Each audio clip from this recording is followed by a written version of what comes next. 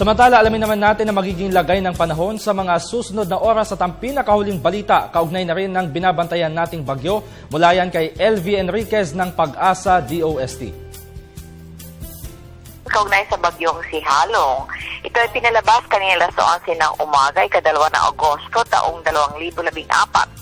Ang bagyong nasa labas ng ating Philippine Area of Responsibility na may international name na Halong ay tinataya ngayon may layong 1,340 kilometro silangan ng Gitnang Luzon o sa 15.0 degrees north, 136.2 degrees east.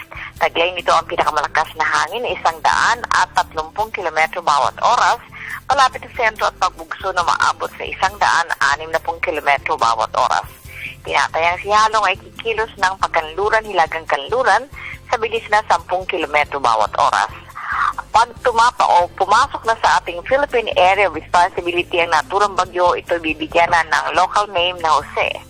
Gayunpaman, hindi ito apekto sa namang bahagi ng kapuluan dahil sa kanyang napakalayong lugar. Samantala, ang lahat ay pinag-iingat at abangan ang susunod nating update kaugnay dito kay Halong mamaya alas 5 ng hapon. Yan ang ating latest report mula sa Pag-asa at DOST. LV Enriquez, inyong naging tagapagkulat. Maraming salamat sa iyo kasamang LV Enriquez ng Pag-asa DOST. Diyan lamang po kayo at magbabalik pa ang News at 1.